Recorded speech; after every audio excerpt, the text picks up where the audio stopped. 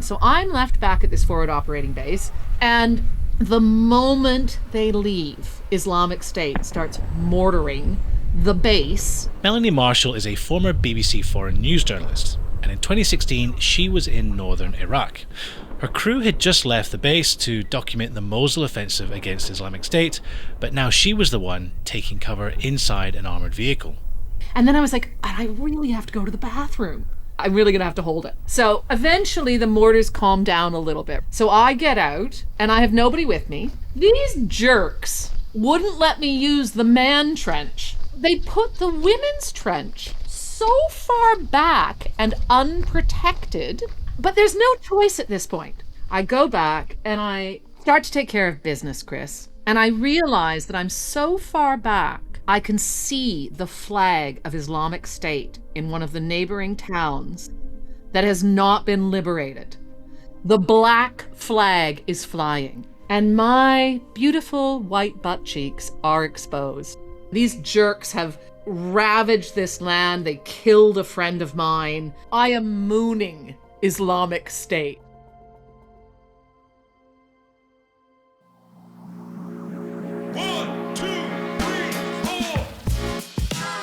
Hey everyone, welcome back to another episode of No Ordinary Monday. Thank you so much for joining us. I'm your host, Chris Barron, and each week I sit down with a guest to relive their No Ordinary Monday story, an extraordinary event or experience that stands out across their entire career. Now, like any good story, we explore the path that led them there, what the job is really like behind the scenes, and then at the end, we'll figure out the hard-won lessons that they've learned along the way. So a couple quick things before we get into this week's episode. First, this is part one of a two-part conversation. There was just simply too much good stuff to fit into a single episode, so we decided to split it across two. Secondly, after this two-parter, the show is taking a short break to allow me to catch up on a few other projects we have going on the side. But we'll be back soon with more guests and more stories, so make sure you're subscribed so you don't miss out when we return. Now, on to today's guest. Melanie Marshall has spent over 20 years as a BBC foreign journalist, covering some of the most volatile places on the planet. Afghanistan, Iraq, Tunisia, Yemen. She was responsible for getting the team in, getting the story out, and getting everyone home safely. 2 decades of war zones, checkpoints, hostile forces, and situations that just have no playbook. And somehow, across all of it, she came home from every assignment more hopeful about the world than when she left. You're listening to No Ordinary Monday. Let's get to the show.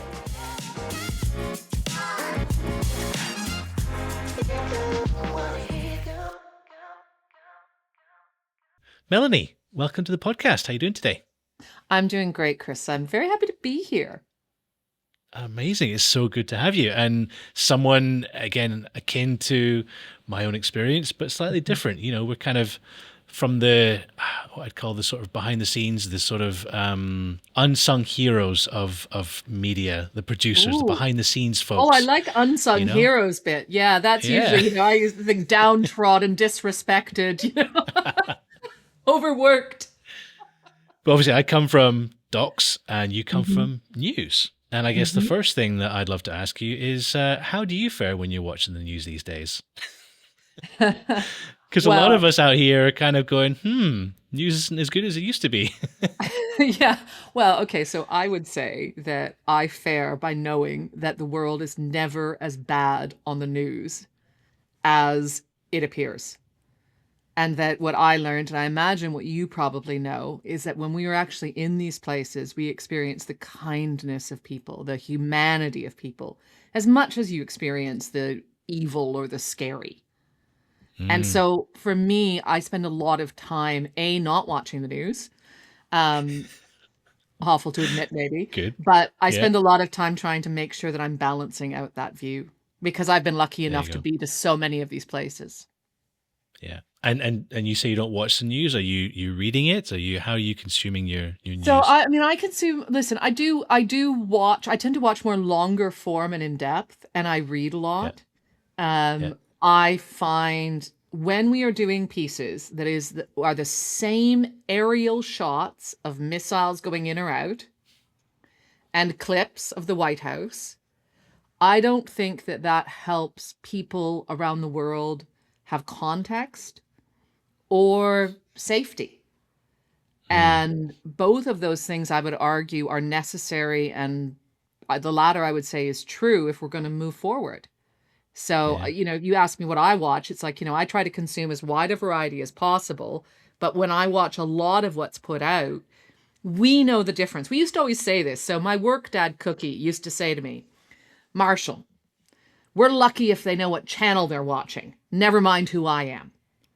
And Yeah. he was the rare non-egotistical correspondent. No disrespect to correspondents.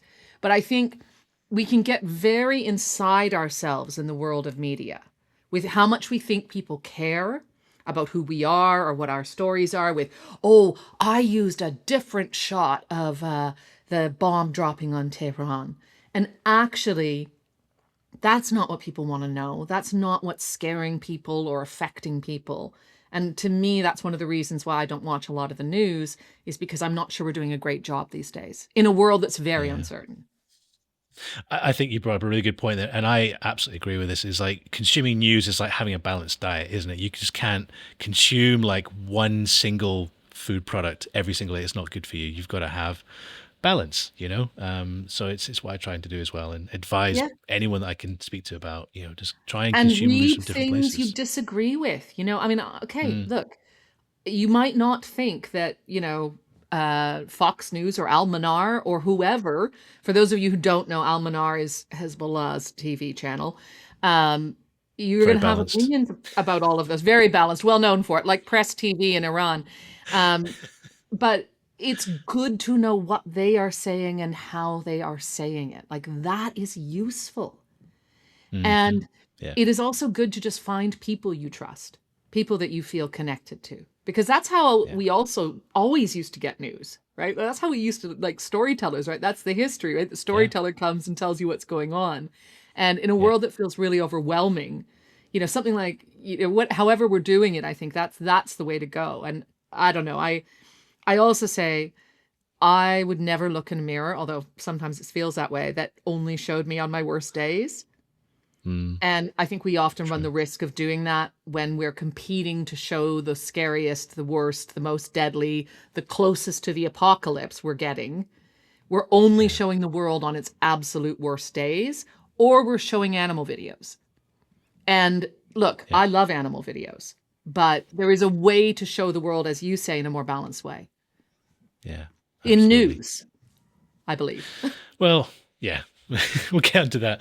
I mean, I Yeah. always love starting these conversations with guests who have had such amazing careers as you have, to figure out a little bit of your origin story. Like where did you come from? Where did Mm. you want to be as a kid? Do you remember? Where did journalism come in, and when did journalism become journalism into, Mm. hostile environment journalism? Well, when you ask me my origin story, I'm like, well, I was bit by a radioactive There you spider. go. Yeah, exactly. And suddenly I knew I was not like the other girls. Um, but you know what? I think I didn't know I was not like the other girls or the other kids, but I always wanted to travel and have adventures. There was this line of Mm, travel books called Let's Go. And when I was a kid, I would buy them and I would go through them and I would circle all the places I wanted to go in the world. And I mean, that was the beginning. And I was really curious, like annoyingly curious, right? So I think you want to know my origin story. It's like I was always a little like this. And I yeah. traveled. I didn't go to university right away. I think my mother despaired it was ever going to happen. I went off and I traveled when I was like, I just turned 18. I went off to Europe Mm, on my own. And it turned out later on, a few years later, I didn't have any friends who made enough to marry me because they were all artists and students, and we were in Holland, and it wasn't going to happen. Nobody was sponsoring a work visa, through their true love of marrying me. And I thought, okay, well, I'm going to go back to school. And I knew I had this kind of mission in my head. I want to travel the world and have adventures. And I mm, loved writing. At that time, I thought maybe I would write. And so I went and I thought, okay, well, I'll go to journalism school. And this is really how I make a lot of decisions in life to this day. I remember being in Amsterdam in the apartment, in my friend Brahm's apartment, and thinking, okay, well, I guess I'm going to go back to school. I think I'll go to journalism school. And that was what I did. I went back, I went to journalism school, and my best friend to this day, I met her on the first day of journalism school. She said it was like being in The Princess Bride with me because I was so used to traveling all the time and being away and always, that she said it was like, the Dread Pirate Roberts would be like, well, good job, Wesley. I might kill you in the morning. And that I would do the same thing. I'd be like, oh, well, that was interesting. I might come back next week. And she said she always had this like, dread of losing her best friend, right? She didn't know if I'd finish it. Yeah. But it turned out that I loved writing, but I loved to create with video and with audio. I loved to make films. Yeah. And it was like a whole new way to tell stories. And I had to do work experience as part of my degree. So I was looking at this and I was offered 2 sliding doors. Well, offered might be a little strong. I chased 2 sliding doors. One was to go and be an on-air entertainment reporter in Montreal. So like cool, right? Like I could have gone and just had like an awesome summer of reporting on things. But I loved foreign news. I was fascinated by the world, right? That was what I cared about. And I really cared. I'd taken African history and African politics as one of my electives. Oh my God. And I loved it. And so I chased and chased and chased the opportunity to go and do work experience in South Africa. I didn't even think of the BBC to start, but I ended up making contact with a guy named Martin Turner, who became my first boss and then a later boss as well. And I still remember sitting in the Aging Myself, and I would call every night, my time Canadian. And I would only get as far as the receptionist, who was the wife of the Australian broadcasting correspondent. And she and I would chat, and I'd ask her questions. I'd tell her about Canada. And she finally went to him and said, Martin, you have to talk to this girl. Like, you can't keep doing this. Like, she's called like 10 days in a row. Like, persistent. Yeah. Love it. And so I had a conversation with him, and I was, very peppy, right? And he said, okay, well, I'll think about it. And I still remember sitting in the email lab in what was then Ryerson University in Toronto. And email came in from Martin Turner, bbc.co.uk. And the subject line was, the answer is, and the entire text was yes. And that was it. There was no decision. I didn't care about the entertainment reporter. It was not even, it was done. Yeah. Oh my God. It was done. And so I went to Johannesburg, went to Joburg. That was the start. And so his email was, yes, you have a job. Well, I mean, I didn't get that far. I was like, that's it. I'm going. Fine. I'll be there, buddy. I'm on my way. Right. It's like, so I found a place to live in Joburg. I not too far from the bureau.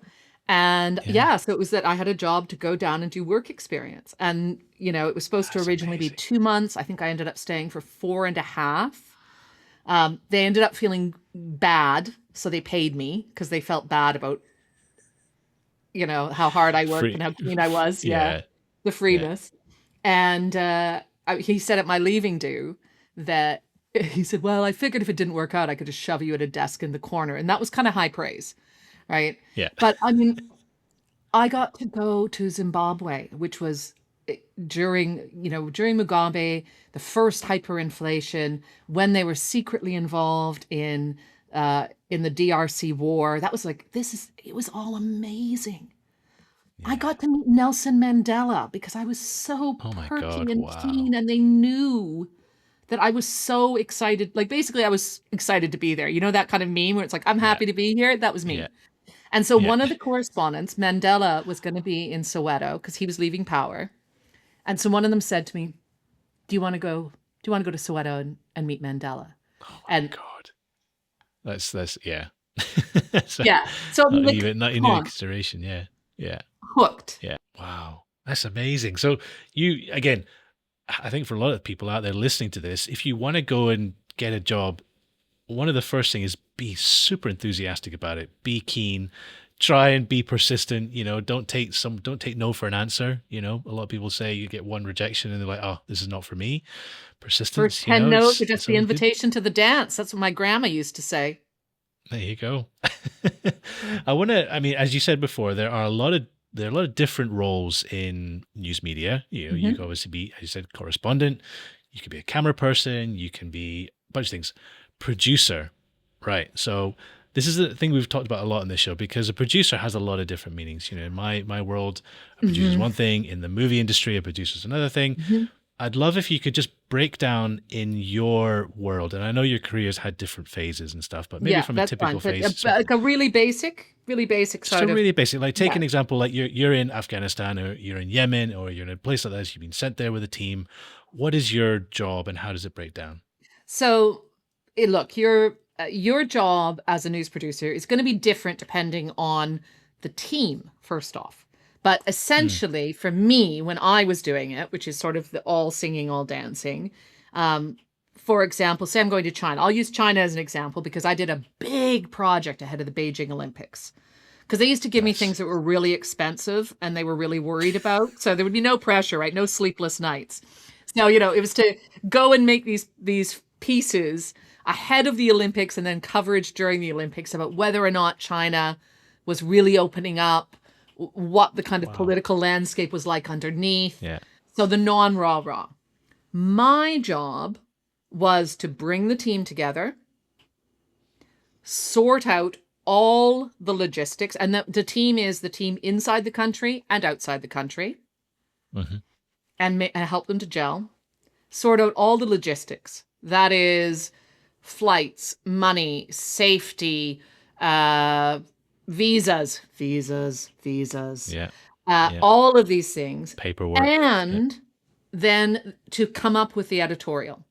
So to put together Wow. what the story is, which you're doing in concert, ideally. You're doing in Yeah. concert with the The rest of the team. correspondent. Yeah, Yeah. ideally. Um, and I was working with a great correspondent who knew China really, really well, which I love to go places with somebody who knows it really well and where I'm a little fresh because that's a new perspective. Yeah. And you come up with, okay, this is what it could start to look like. And then I would go away and I would make a big mess and write in my notebooks and I start to see the film Yeah. and I start to hear the radio pieces. And then I can start to say, okay, I know roughly what we're going to need to make this happen. And then you work out a schedule, which Hmm. never survives contact with reality. So No. that's the pre-work.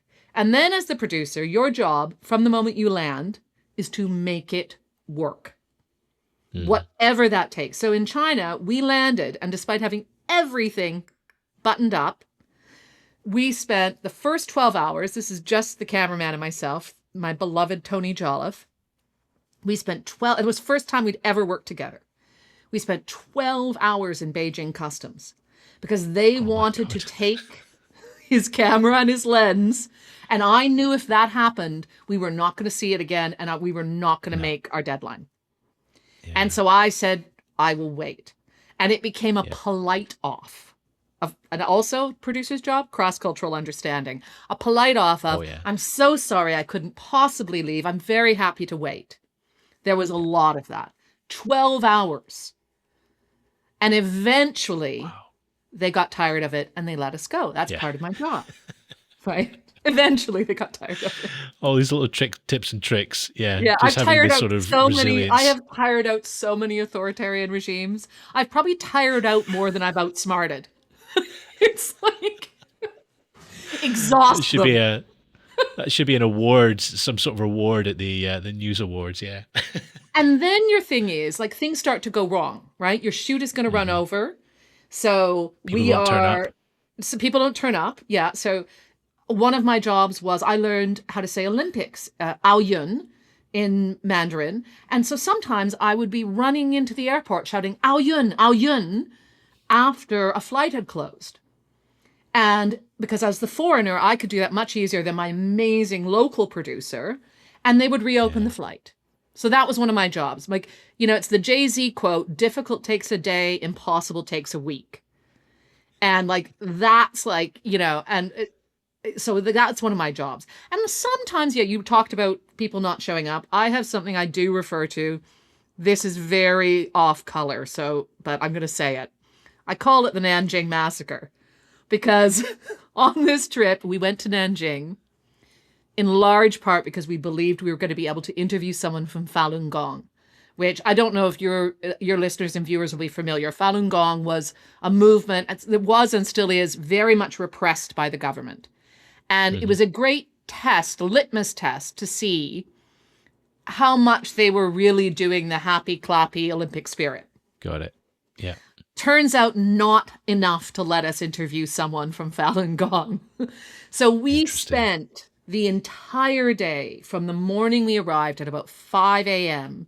until 9 p.m. when it became clear that this wasn't going to happen because the authorities detained the person who had put us in touch with the Falun Gong guy. Wow. We spent that day driving around in taxis, me going in and getting second hotel rooms and third hotel rooms in Nanjing to try and like put the scent off of where we were staying versus where we were going to do the interview. Oh my God. And like literally driving by and seeing the interview subject and not being able to meet him because he was like, no, I'm being observed. I'm not comfortable.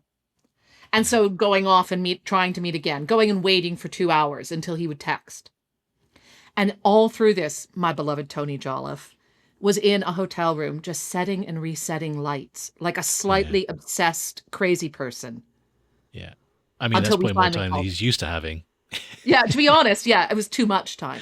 But I mean, that gives you a sense of, and then there's the edit, which is usually the part where you think, why am I doing this? I hate this film now. Because all that stuff's the fun stuff, right? You know, and I'll be filming as well, right? You know, the guys got detained and I'm holding the camera as the cops come up and do this, by the way, is the journalist's favorite.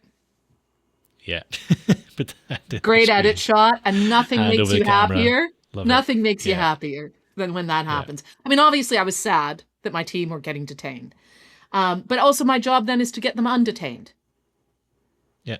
Right? And so that's part of my job. And so then you go to, so I mean, it's fun, right? And then you go to the edit and it's like, okay, now we have to make 10 different versions of this, for BBC News at least. 10 different versions of this. One is going to be 26 minutes. One is going to be 16. One is going to be 2.5 minutes. There are going to be 3 or 4 digital videos. And my job is to say, okay, here is roughly what's going to go into each in concert with the team. But a lot of that's me. Here's going to be the radio pieces.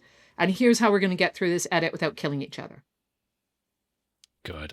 I think people listening, you know, I said, you turn on the news and you watch a segment and you go, oh, that was a good segment. And you have no idea what is going into the behind the scenes to bring that to you on your television screen or on your, you know, computer screen or your phone or whatever. I think it's, again, as I said right at the beginning, unsung heroes of news, documentary. Again, I can say that because I have been a producer myself. I know you're like, you're like really leading into that one. I gotta say, Chris. Yeah. But yeah, it is one of those jobs where you're just like an epic level problem solver, and you've got to do the job. You've got to love the problem solving. The worst, if a shoot goes well, which they never do, they don't ever go perfectly to plan. No. And if it does, then you're just like, there's something wrong here. Why is there not a problem happening? Yeah, because then that usually means you haven't pushed it far enough, right? That usually means you haven't tried hard enough to tell the story in a way that is really going to connect or really be human enough, or that's really going to push the team far enough. Because sometimes one of your jobs, I'm sure this is true for you, but like one of my jobs has been to see the potential in people and bring out their true selves on camera, on audio, on, you know, people who say, oh, I've only ever done radio. And I'm like, but you're amazing. Like, you know this. Come on, let's like put you everywhere. Yeah. You know, so brilliant. But I love it. Like you say, loving the problem. I love that. I'm sure you know the Epictetus quote, there are no obstacles in the path. The obstacles are the path. Right? Yeah. Ryan Holiday wrote it, but it's not his, right? It's Epictetus. And it's like, that's one of my favorite quotes, because it is this kind of like, well, this seems like we're never going to do it. Yeah. And then you do. And you do. And sometimes you find out that your perfect plan that you made at the beginning, which you thought is great stories, sometimes you find something better on the ground. Sometimes ground truthing. If you're present to it. You have to be. Yeah, assuming you. I on the think ground. one of the Yeah. things that can happen in this job is people become so focused on the end, which is the deadline, or so focused on the past, which can be this sort of like incestuous, like meeting world that is London or New York or wherever your head office is, that you're thinking about what did they say the story is, or you're Yeah. thinking about what is the tiny space I need to fit it in, instead of being like, this is right in front of me. This is the story. And you know what? They're not here. So I'm going to do it and send it. And Yeah. it's much easier to do when you're in hostile environments, I will say, Yes. Yeah. because you can always say to them, like, well, it was too dangerous to send you anything but what we sent you. It's like, Yeah, but exactly. Yeah. but you get a lot of freedom, I think, then to really try and tell the story that is most important. Yeah. And Yeah. but it is much easier actually when you're in the most dangerous or difficult sections of a story. It's when they get 10 days in, people start getting a lot of ideas, or you start getting, Yeah. oh my God, I just want to I want to file 215 and have a club sandwich. So if anyone doesn't know this, it is a universal rule that any team editing in any hotel around the world must eat a club sandwich, or you get kicked out of the foreign club. I don't know. Yeah, it's a rule. I don't know. It's just something I've always known. You have to have a Didn't know club that one. sandwich in any edit. Interesting. Yeah. Okay. There you go. Well, listen, when we were chatting before this recording, obviously you've got a wealth of stories that that we could dive into. So I was trying to figure out a way that we could briefly sort of touch on them, explore them before we go into the sort of, the big main No Ordinary Monday story. And so I kind of thought, okay, a fun little way of exploring this is I'll just throw out a trigger word of sorts and see what comes to mind. And you tell me a short anecdote that kind of fits that. Should we give that a try? Yeah, let's try it. All right. First one, checkpoints, Oh, border crossings. Anything going to mind? Because I always find that there are places where you got a lot of gear. They're probably not expecting you. They could be hostile. They could be disconnected with them. There's all sorts of things that happen at checkpoints, and you've got to cross them. I've always been pretty good at checkpoints because I think of them as very liminal spaces. You talk about doorways and thresholds. The checkpoint is where you need to get through, right? If you aren't getting through the checkpoint. So I think of two checkpoints. I think both Middle Eastern. So one was one that I actually call, myself and Latif, my Iraqi colleague, we called it checkpoint Inshallah, because we were trying to get through.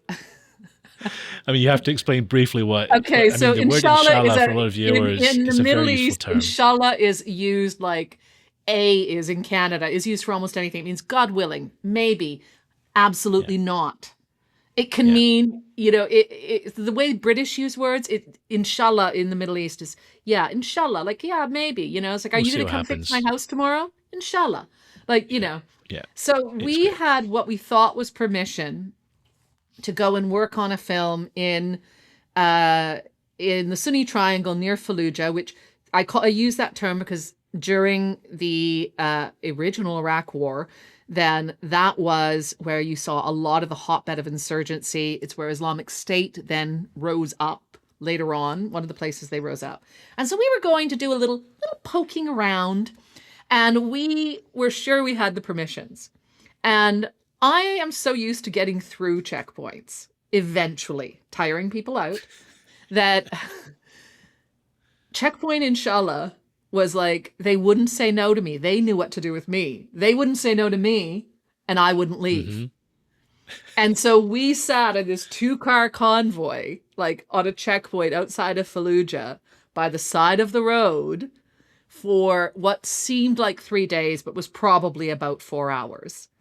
And it was a constant game of, well, so have they checked our permissions? Inshallah. And it's like, and I'd say to, Hussein, our driver and security guy, I'd be like, what do you think? Do you think they're ever letting us through? Inshallah. And so, you go to the kind of, everybody was saying inshallah to me, and to the point where I was like, I'm going to lose my mind. I'm not feeling very inshallah about this.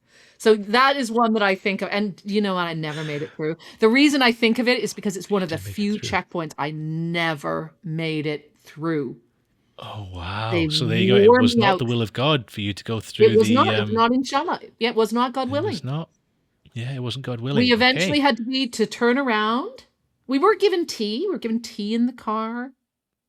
Again, they used your old tricks against you. They and used you all my blinked. tricks against me, and I failed.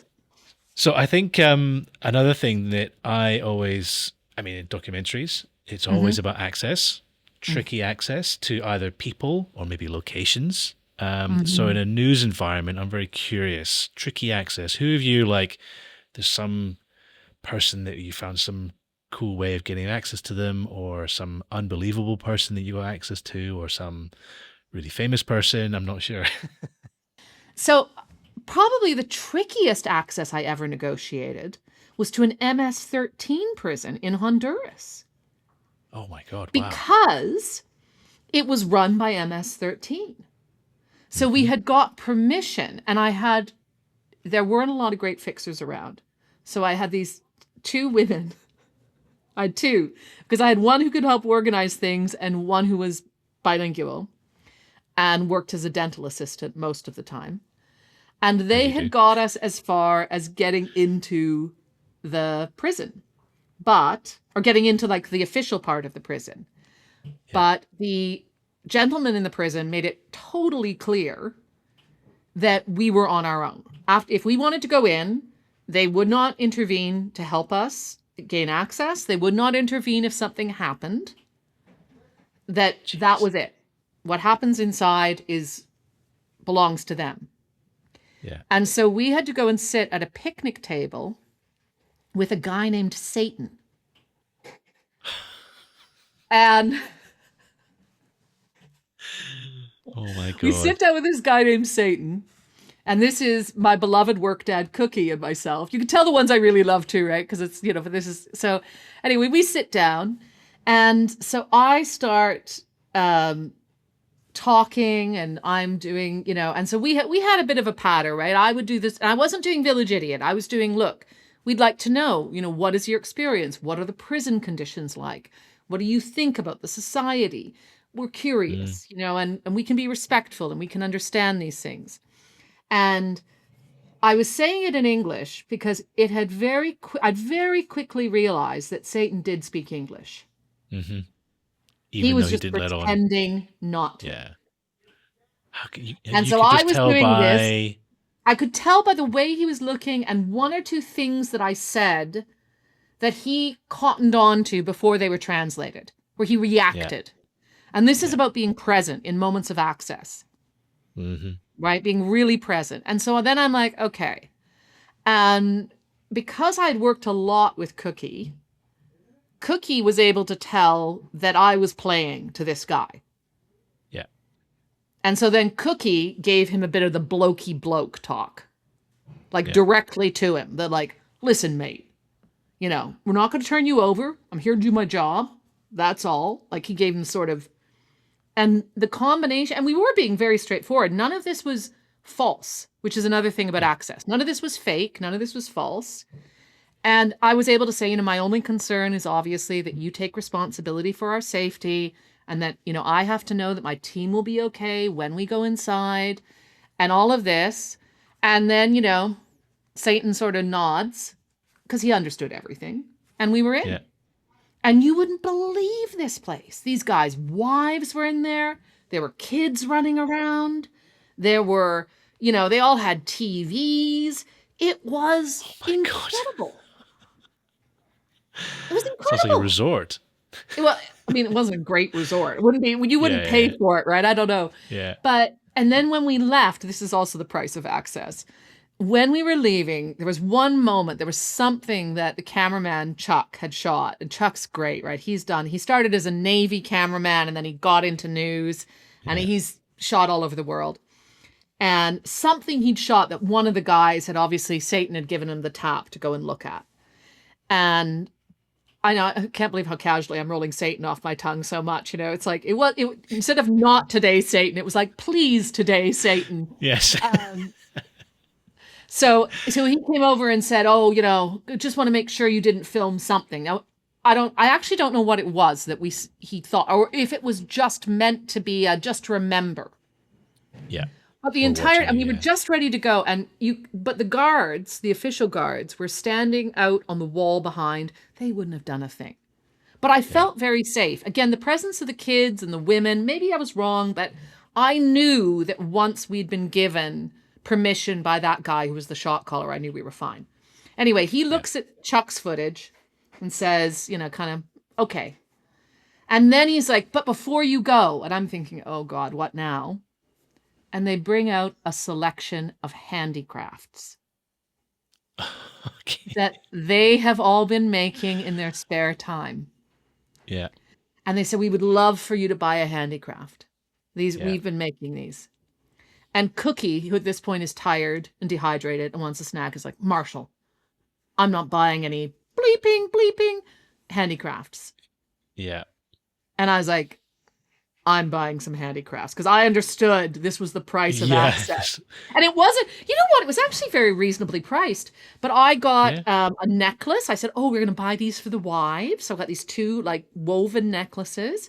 And I bought a hand towel that they had done with pen. They had done prayer hands and a Bible verse.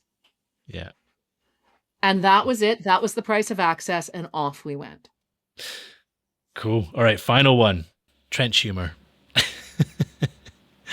Because I know when you're out on shoots, you do have, whether it's gallows humor, trench humor, just hilarious moments that happen along the road that you kind of go, no one else will believe this, or this is just a hilarious moment that I can't believe I just shared with my crew.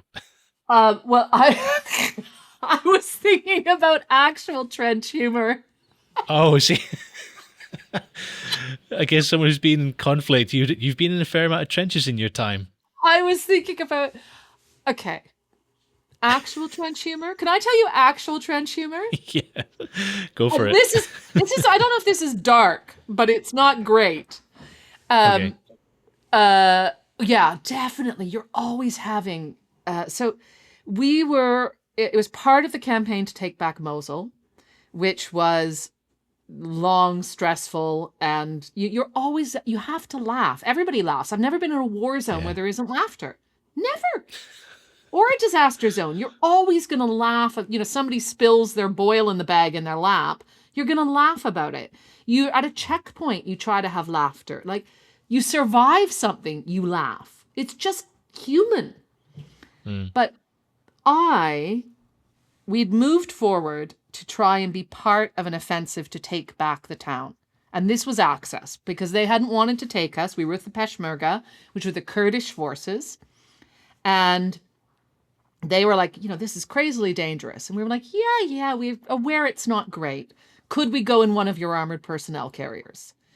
And finally they had said yes. We were at their forward operating base, which was basically a bunch of dirt pushed to one side with, backhoes or whatever you use. I don't know. I'm not a garden girl. But they could only take a couple of us. And so, as often happened to me, so I said, okay, most important, correspondent and camera.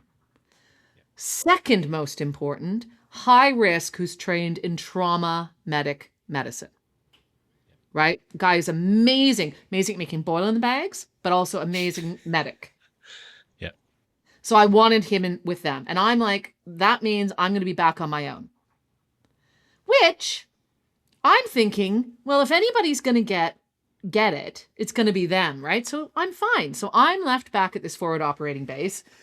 And the moment they leave, Islamic State starts mortaring the base, which is essentially a parking lot. And I'm sitting in the armored by myself in the middle of, there's nowhere to go. You're just sitting there. And you have to just start, and actually I started texting the presenter, I told you, presenter and friend we did Angelina Jolie. And I'm like, You're not going to believe it. Like, oh, we're getting murdered. And it's the kind of thing you can't say to your other friends, right? You can't say to your other friends, like, oh my God, like now we're getting mortared. And then I was like, I really have to go to the bathroom. And she's like, well, you're going to have to hold it. I'm like, okay, well, I'm trying, but I'm really going to have to hold it. So eventually the mortars calm down a little bit, right? Things starts being so many plops, but there's nothing you can do in that circumstance. And I'm like, well, the time has come. So I get out and I have nobody with me. And I'm like, I have to find the trench humor. These jerks wouldn't let me use the man trench. And they told me, oh, well, there's a woman trench because there were a couple of Iranian Kurdish fighters who were women. They put the women's trench so far back and unprotected. So you go to the bathroom in a trench, just so you know, everybody. It's glamorous. I have unglamorously gone to the bathroom in so many places. So the men's trench was like nice and close to cover. Yeah. The women's trench was way out. In the middle of a bullseye. In the middle of a bullseye. I'm quite pale-skinned as well, as you might notice. But there's no choice at this point. There's no way out. So I have to go, and I'm heading back, and I say hi to one of the Iranian women, and she doesn't want to talk to me because they're not supposed to be there. I go back, and I start to take care of business, Chris. And I realize that I'm so far back, I can see the flag of Islamic State in one of the neighboring towns that has not been liberated. The black flag is flying. Yeah. And my beautiful white butt cheeks are exposed. And all I can think is, you know what? I've got to brazen this out. This is like, I am mooning Islamic State. Like, I am mooning them. These jerks have, ravaged this land. They killed a friend of mine.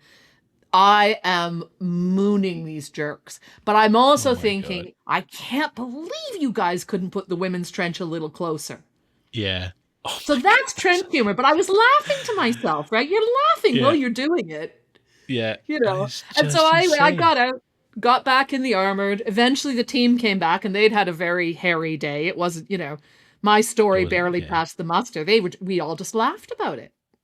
Yeah. Oh my God. That's there's not many people out there that can say they've mooned Islamic State, I think. So that's a pretty good thing to put on your gravestone or have it tattooed on you. On my butt, perhaps. Yeah. On your butt, yeah. Oh my God, that is so funny. Okay. Well, that was 3 great anecdotes. Perfect. And that's a wrap on part 1. A huge thanks again to Melanie for sitting down with us and sharing her amazing stories. And of course, a huge thanks to you all for listening as well. Now, we have just scratched the surface of Melanie's stories because in part 2, we hear her No Ordinary Monday story. She takes us back to Afghanistan in 2012, deep inside Taliban country, unembedded and wearing burqas for safety, crisscrossing a country that most journalists only ever see from inside a military convoy.